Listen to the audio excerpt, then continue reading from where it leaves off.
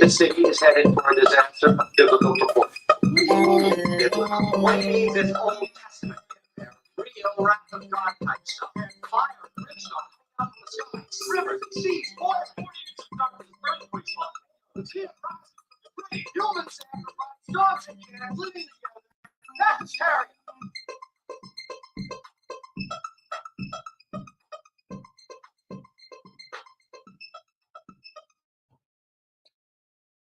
Bob Newhart, one of the first comedians to star in a TV sitcom based on his stand-up persona, died at his home in Los Angeles at age 94, and his publicist confirmed his death.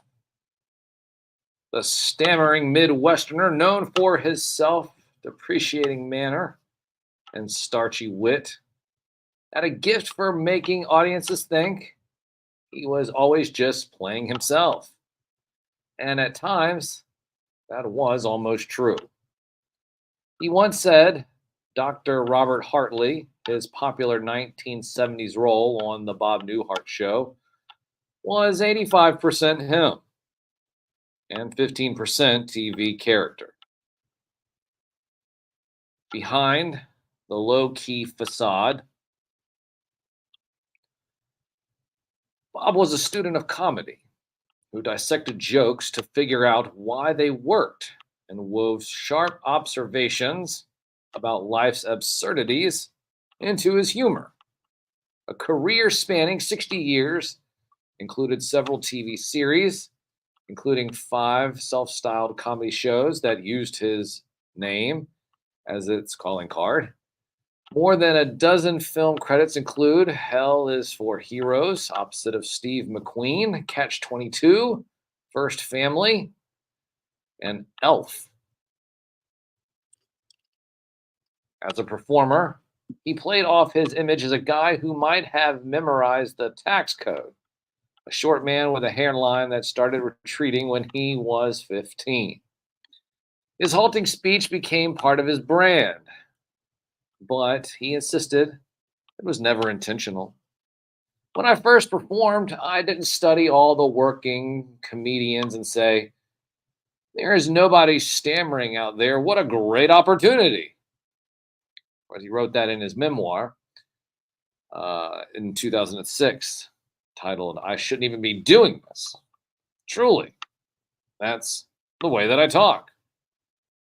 Newhart launched an era that would bring sitcoms such as Seinfeld, Roseanne, to TV, featuring stand-up comedians playing fictionalized versions of themselves, carrying their comic sensibility. A child of a plumber, Bob Newhart was born September 5th, 1929, in Oak Park, Illinois. The second of 4 children and the only boy. His father was a part owner of a plumbing and heating business who lost his job in the Depression. His mother was a homemaker. Newhart attended Catholic school and worked during high school and college, taking jobs like setting pins by hand in the local bowling alley. And he graduated from Loyola University in Chicago in 1952. With the Korean War underway that year, he was drafted into the Army and told he would be a field wireman, a dangerous job requiring him to climb telephone poles on a battlefield. He played up his management degree and got assigned stateside, he wrote in his memoir. A stint at law school was short-lived. He bounced between jobs, including a $60 a week position at a Chicago unemployment office. The unemployed were collecting $55, and they only had to come in 1 day a week, he wrote in his book. Newhart entered comedy by way of accounting, working as a number cruncher for a drywall manufacturer and a paint maker in Chicago. Bored, he would improvise with a friend screwball phone calls, which they recorded and fruitlessly used as an audition tapes for comedy jobs. He saved money by living with his parents until he was 29. When success finally came, it arrived in a rush. Newhart's early tapes made their way to a newly created record division at Warner Brothers. An executive who liked his work told Newhart to let him know the next time he performed in a nightclub so a sound crew could record him. One problem: the comic had never done stand up in a nightclub.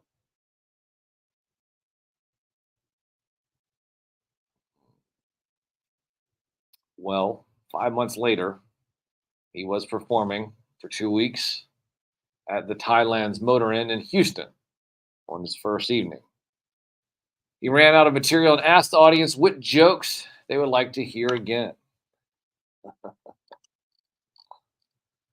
In 1960, the 1960 record that grew out of those sets, The Button Down Mind of Bob Newhart, was a hit. It became the first comedy record to reach #1 on the Billboard 200. Newhart won a Grammy for Best Album, beating out Frank Sinatra and Nat King Cole, and earned a Grammy for Best New Artist. The comedian released a follow-up record the same year, The Button Down Mind Strikes Back, and both albums held the top 2 spots on the Billboard charts for 2 consecutive weeks. The record remained until rockers Guns N' Roses broke it more than 30 years later. His signature bit involved absurd one-way phone calls, a shtick he would carry over into his TV sitcoms. In one skit on the record, he is a press agent convincing Abraham Lincoln that he should keep the beard and stovepipe hat and not change 87 years ago to 87 years in the Gettysburg Address. The laughter comes in the silences as the audience imagines what Lincoln is saying on the other end of the line. In 1962, his first TV show, a sketch comedy series called The Bob Newhart Show, won an Emmy and a Peabody Award, but was canceled amidst casting disagreements.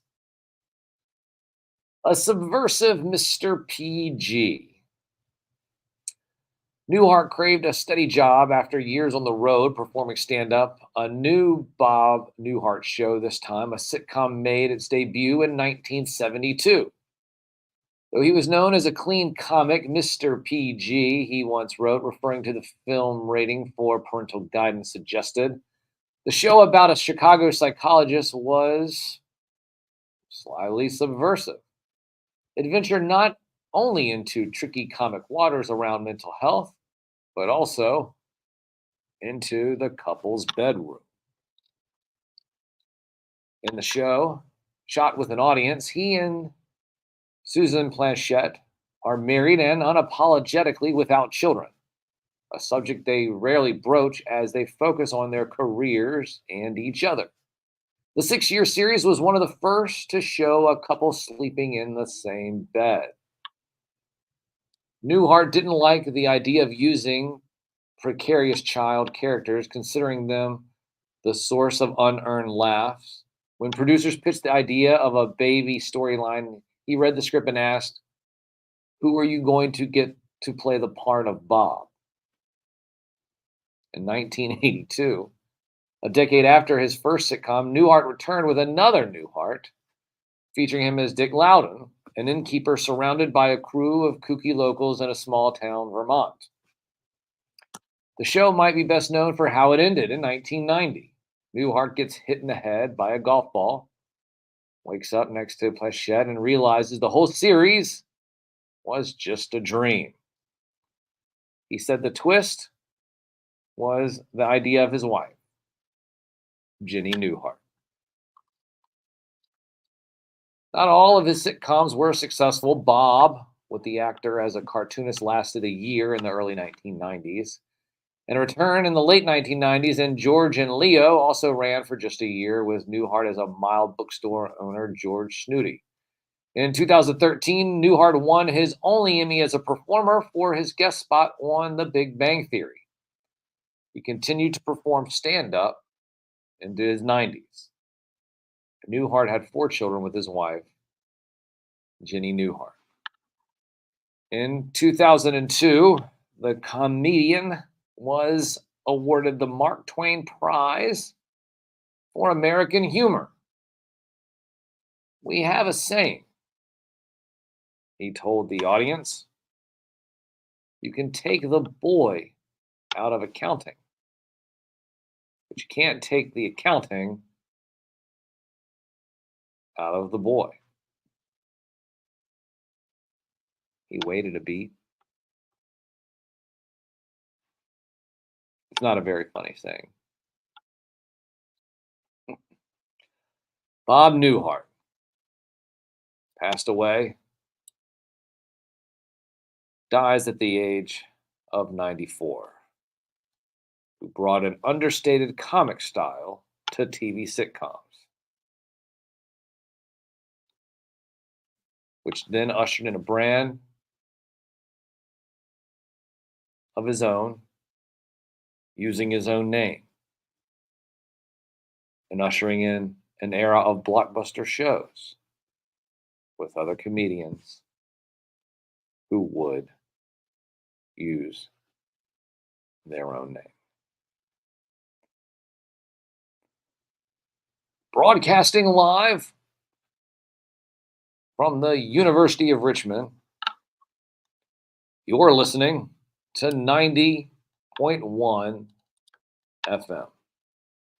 From the most trusted puppet in media, reporting since Roswell, I'm Sam Newsman, and this is Saturday Morning.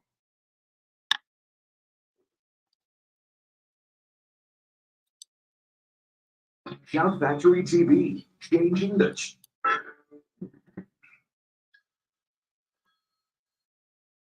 Hello?